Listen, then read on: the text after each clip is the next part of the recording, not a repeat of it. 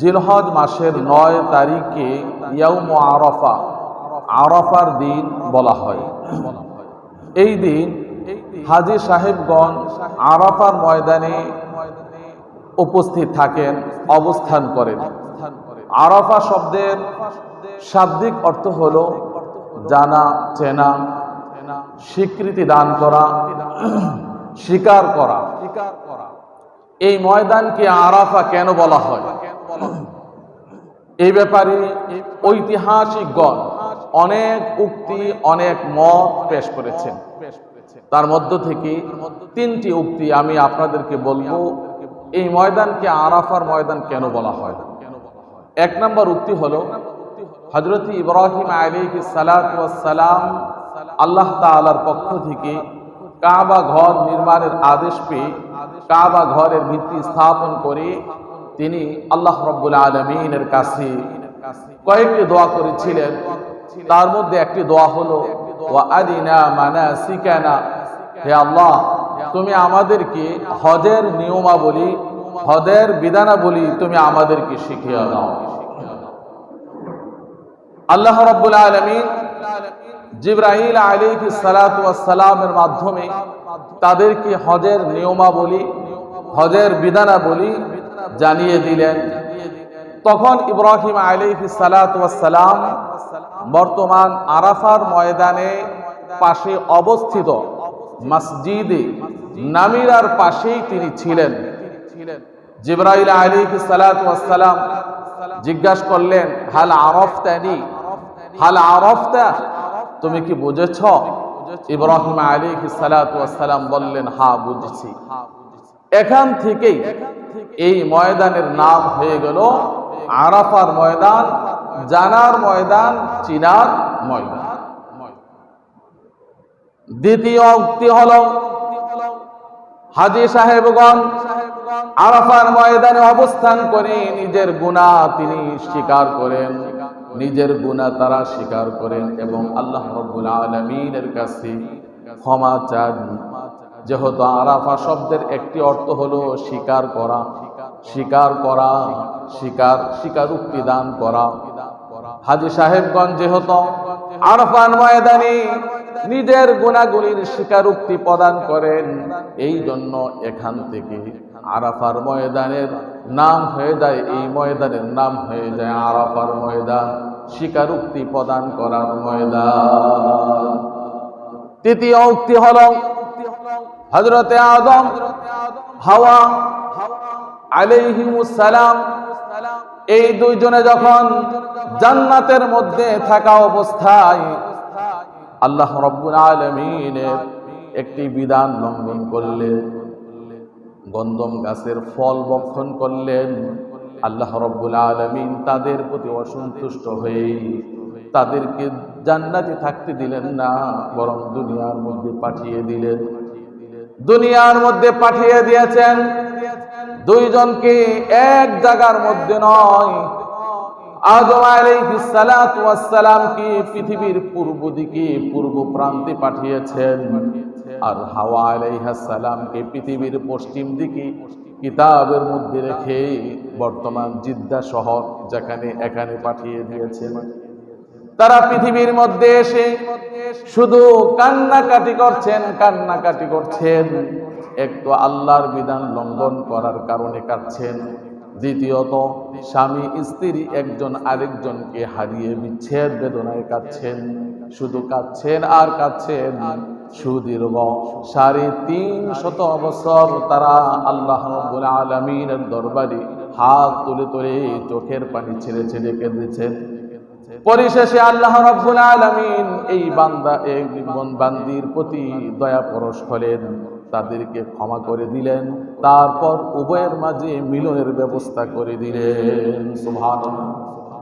বর্তমান আরাফার ময়দান যেখানে, এখানে এসে উভয়ের মাঝে মিলন হয়েছে, সাক্ষাৎ হয়েছে, এই জন্য এই ময়দানকে আরাফার ময়দান বলা হয়।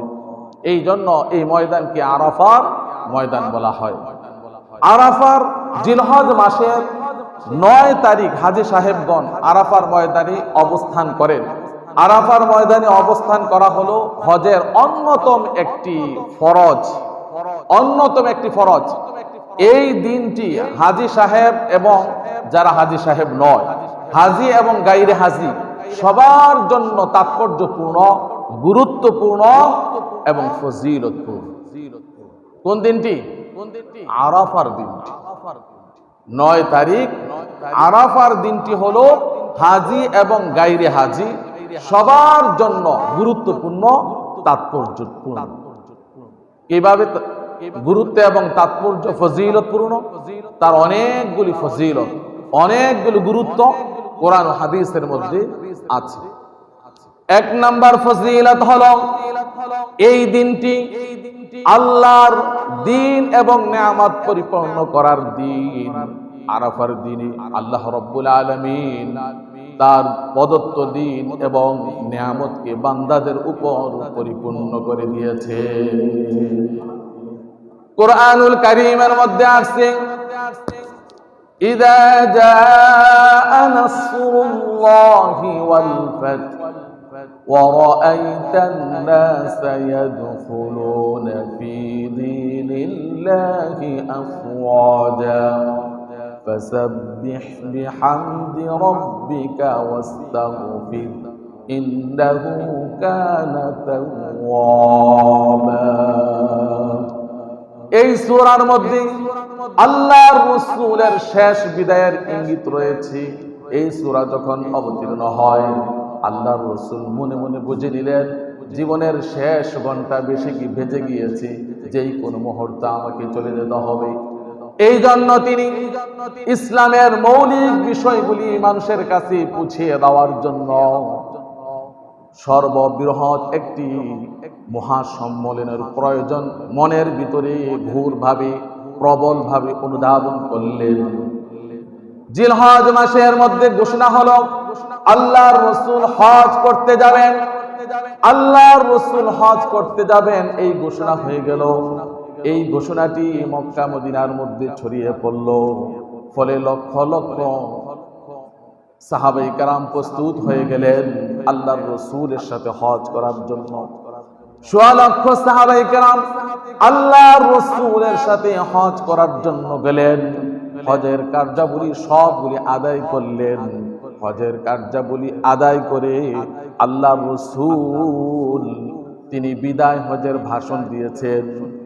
যেই ভাষণ দিয়েছেন তাকে ইতিহাস বিদায় হজের ভাষণ বলা হয়।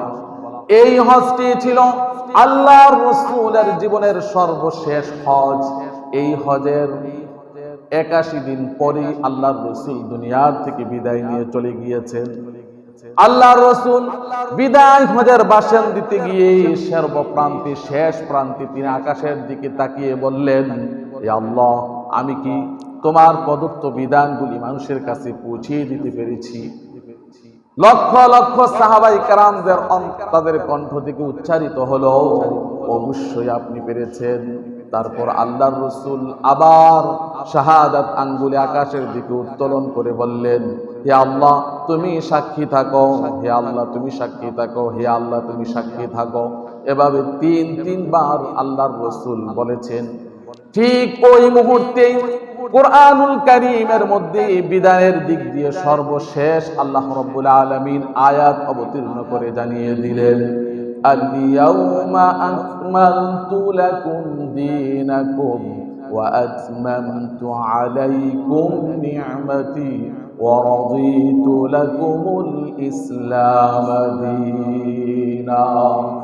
আজকে আমি তোমাদের জন্য আল-ইয়াউমা আকমালতু লাকুম দীনাকুম, তোমাদের ধর্মকে পরিপূর্ণ করে দিলাম।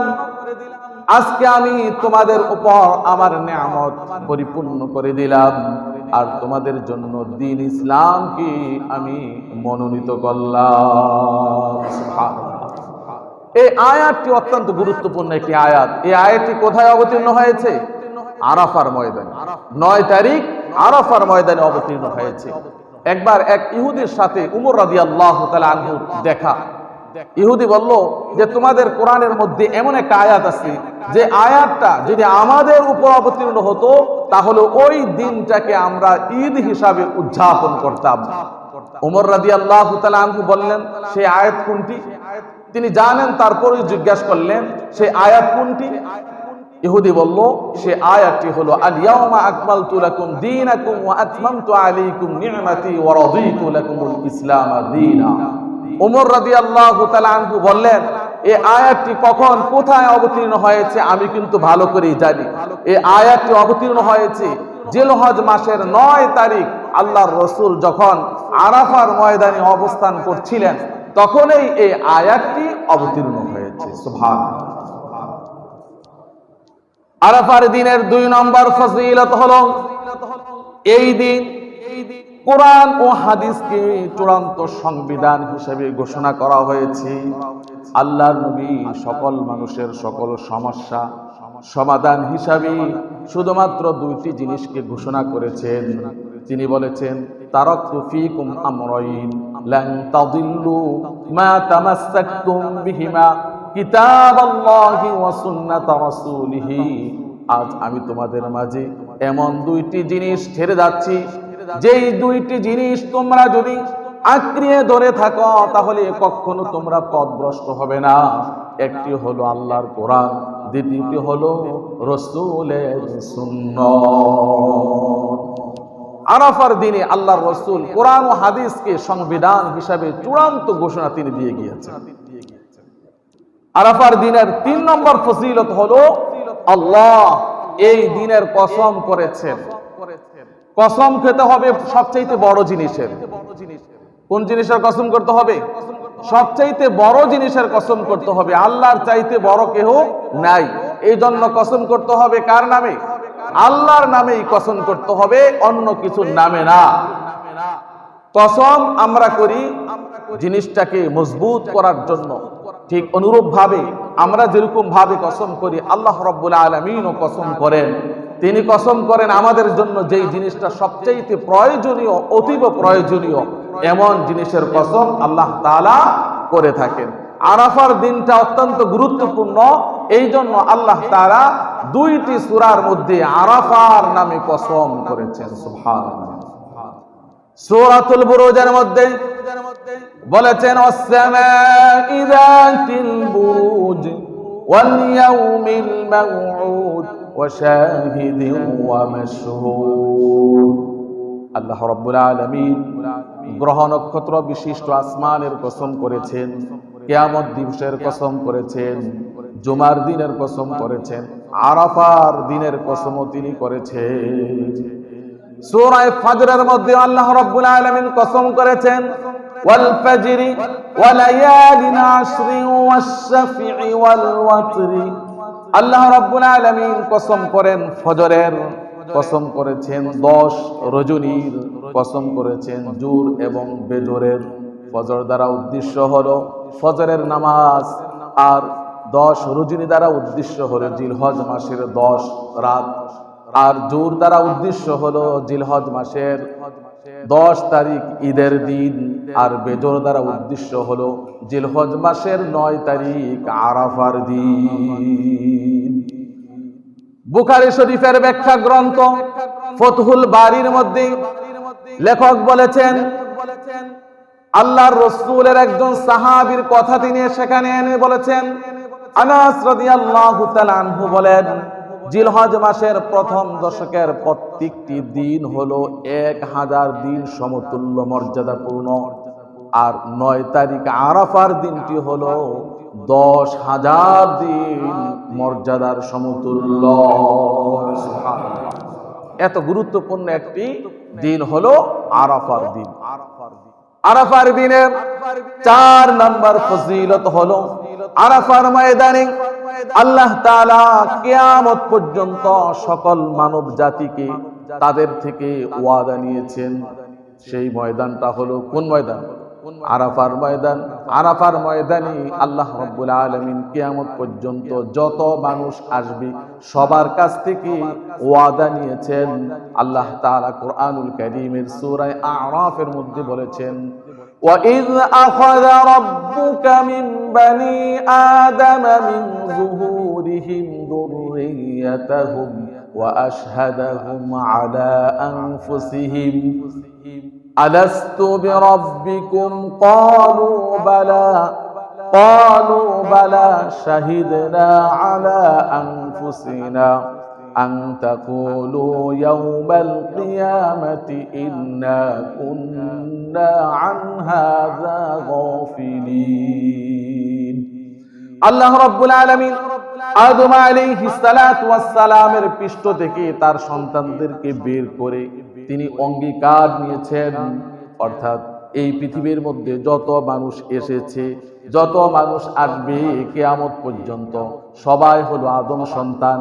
আদম সন্তান পৃথিবীতে আসার পূর্বেই আল্লাহ রাব্বুল আলামিন আরাফার ময়দানে সবাইকে আদম আলাইহিস সালাতু ওয়াস সালামের পৃষ্ঠদেশ থেকে বের করেছেন, বের করে তাদের থেকে অঙ্গীকার নিয়েছেন। সেই অঙ্গীকারটা হলো আলাস্তু বিরাব্বিকুম ক্বালু বালা। আল্লাহ রাব্বুল আলামিন বলেছেন আমি কি তোমাদের প্রভু নই? তখন সবাই সেখানে স্বীকৃতি দিয়েছে অবশ্যই আপনি আমাদের প্রভু।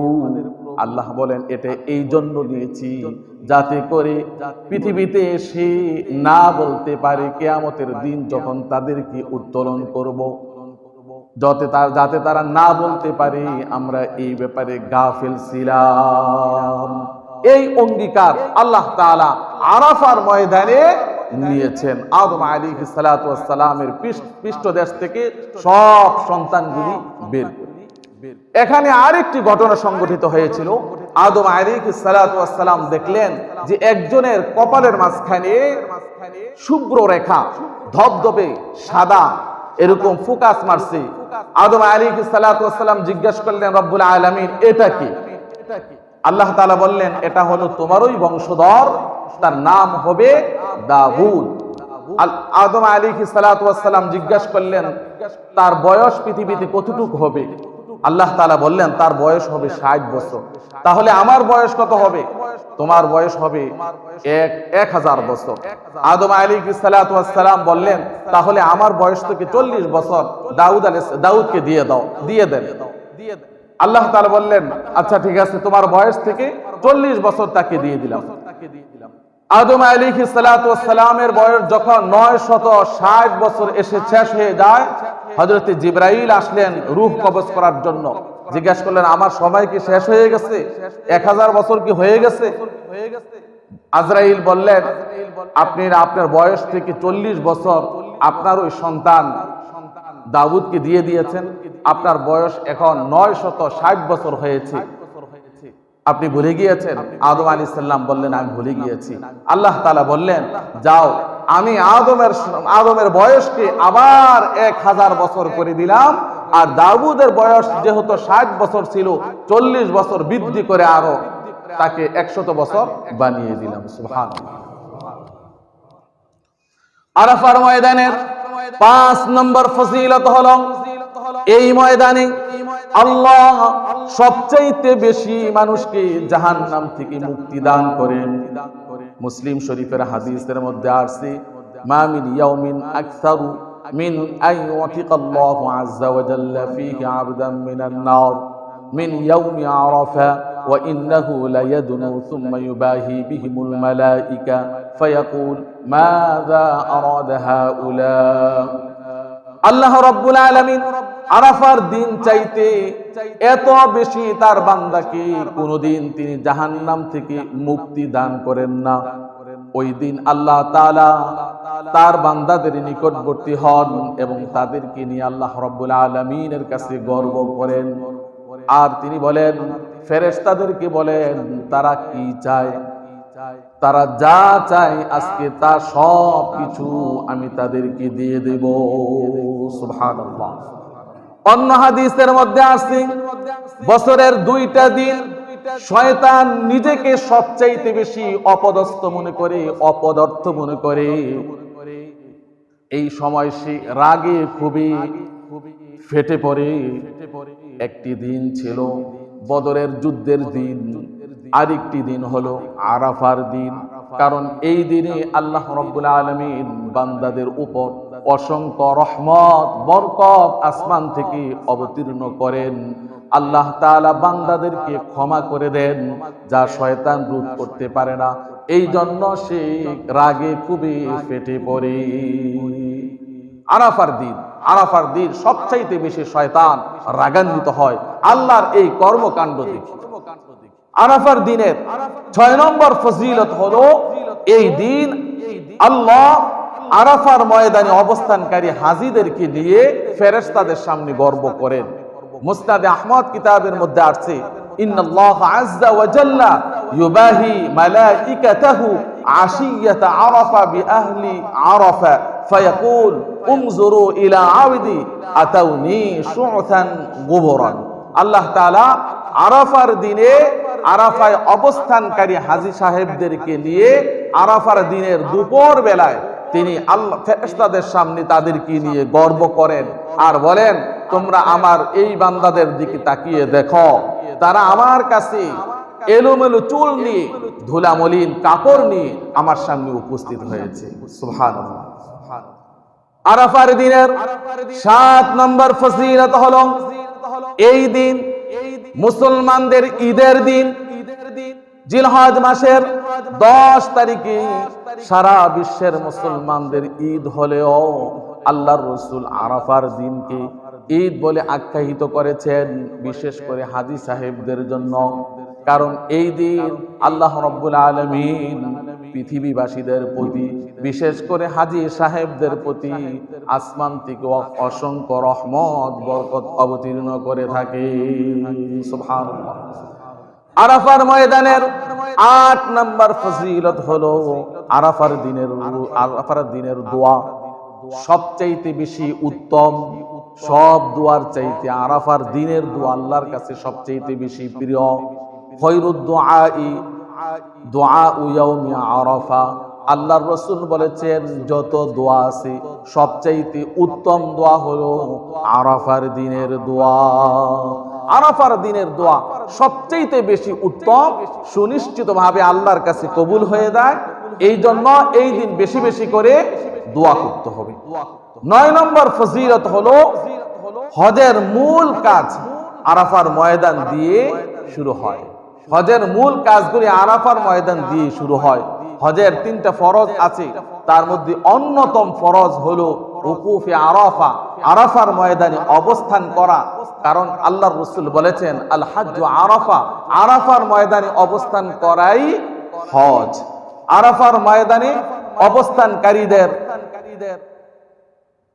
অবস্থান করাইকে আল্লাহ তাআলা হজ বলে আখ্যায়িত করেছেন। আরাফার ময়দানে অবস্থান করার মাধ্যমে হজের আনুষ্ঠানিকতা শুরু হয়ে যায়। এই জন্য যদি কোনো ব্যক্তি আরাফার ময়দানে অবস্থান না করে তাহলে তার হজ হবে না। যদি কোনো ব্যক্তি আরাফার ময়দানে অবস্থান না করে তাহলে তার 1 নম্বরে হজ হবে না। দ্বিতীয়ত তার উপরে একটা কুরবানি ওয়াজিব হয়ে যাবে। তৃতীয়ত ওই ব্যক্তি পরবর্তীতে এসে এই হজটা আবার আদায় করতে হবে। আরাফার দিনের 10 নম্বর ফজিলত হলো, আরাফার দিনের একটি রোজা 2 বছরের গুনাহের কাফফারা স্বরূপ। সুবহানাল্লাহ। আরাফার দিনের একটা রোজা 2 বছরের কাফফারা স্বরূপ। মুসলিম শরীফের হাদিসের মধ্যে আসছে, একবার আল্লাহর নবীকে আরাফার দিনের রোজা সম্পর্কে জিজ্ঞাসা করা হলে তিনি প্রতি উত্তরে বললেন, সিয়াম ইয়াউমি আরাফা আহতাসিবু আলাল্লাহি আন ইউকাফফিরা আস-সানাতাল্লাতী ক্বাবলা ওয়াস-সানাতাল্লাতী বা'দা। আল্লাহর কাছে আমি আশাবাদী যে আরাফার দিনের একটি রোজা তার পূর্বের এবং পরের 2 বছরের গুনাহের কাফফারা হয়ে যাবে। সুবহানাল্লাহ। সহিহুত তারগীব কিতাবের মধ্যে আছে, মান সামা আরাফা গুফিরা লাহু সানাতাইনি মুতাতাবিআইনি। যেই ব্যক্তি আরাফার দিনের রোজা রাখবে তার পরপর 2টি বছরের গুনাহ ক্ষমা করে দেওয়া হবে। সুবহানাল্লাহ। এই জন্য প্রত্যেকের উচিত হলো আরাফার দিন রোজা রাখা। এখন প্রশ্ন হলো, আরাফার দিন আমরা কোনটি আরাফার দিন জানবো? আরাফার দিনের রোজা আমরা কোন দিন রাখবো? ঈদের আগের দিন না তার আগের দিন, যেদিন হাজী সাহেবগণ আরাফার ময়দানে অবস্থান করেন, কোন দিন আমরা রাখবো? দেখেন, পৃথিবীর সব দেশের সময় কিন্তু এক নয়। কোন কোন দেশে দিন হয়, আবার কোন কোন দেশে রাত হয়। আবার কোন কোন দেশে দেখা যায় সূর্য উঠছে, আবার কোন কোন দেশে দেখা যায় সূর্য ডুবন্ত অবস্থায় আছে। তারিখ হিসাবেও যদি দেখা যায় কোন কোন দেশে 1 তারিখ, আবার কোন দেশে 2 তারিখ চলতেছে। তো আরাফার দিনটি হাজী সাহেবগণ অবস্থান করার কারণে এটা সম্মানিত হয় না, বরং এটা ভিন্ন কারণে সম্মানিত হয়েছে। এই জন্য পৃথিবীর যেই দেশে জিলহজ মাসের 9 তারিখ হবে, ওই দিনটাই হলো ওই দেশের মানুষের জন্য ইয়াউমু আরাফা। ওই দিনে তারা রোজা রাখবে। এই হিসাবে আমাদের দেশে 9 তারিখ কোন দিন পরে? ঈদের আগের দিন। এই জন্য এটাই আমাদের জন্য ইয়াউমু আরাফা, এটাই আমাদের আরাফার দিন। এই দিন আমরা রোজা রাখবো। এখন যদি কোনো ব্যক্তি এর আগের দিন রোজা রাখে তাহলে কোনো অসুবিধা নেই, কিন্তু মূল ইয়াউমু আরাফা, আরাফার দিন হলো ঈদের আগের দিন বাংলাদেশীদের জন্য। এই জন্য ঈদের আগের দিন রোজা রাখতে হবে, এটাই ইয়াউমু আরাফা। নাসাই শরীফের হাদিসের মধ্যে আসছে আল্লাহর রাসূল রমজানের রোজা ছাড়াও সারা বছর তিনি 15টি রোজা রেখেছেন, কন্টিনিউ 15টি রোজা রেখেছেন। 1 নাম্বার হলো জিলহজ মাসের 1 থেকে 9 তারিখ পর্যন্ত। দ্বিতীয়ত হলো আশুরার 1 দিন।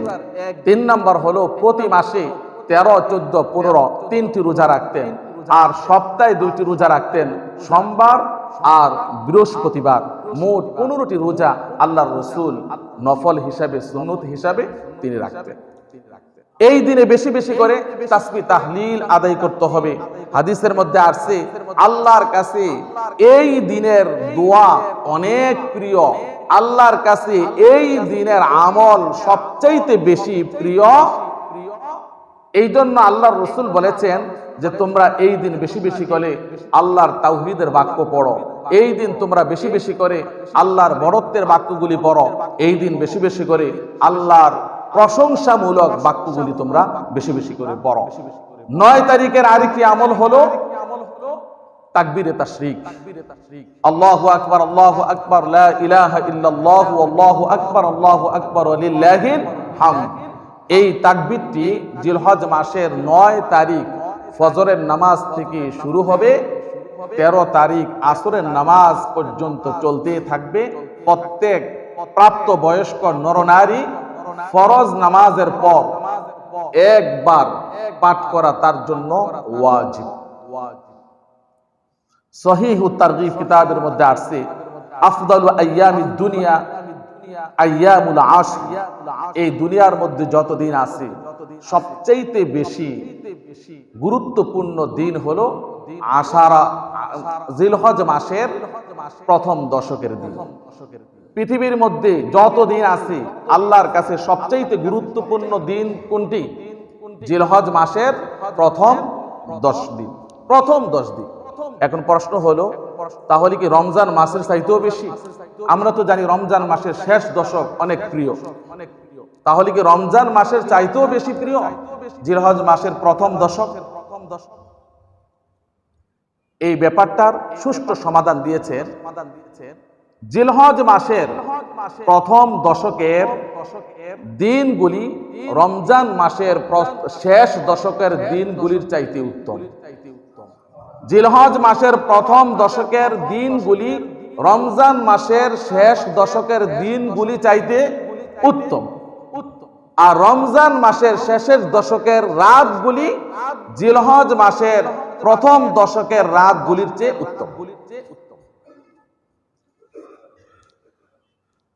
এই জন্য আমাদের প্রত্যেকের উচিত হলো ঈদের আগের দিন, আরাফার দিন রোজা রাখা। অনেক ফজিলতপূর্ণ একটি রোজা, অনেক মর্যাদাপূর্ণ একটি রোজা। এর আগের দিনও 2টা মিলিয়ে রাখতে পারবে, আর ওই দিন তো আবশ্যক রাখতেই হবে যদি এর ফজিলত পেতে হয়।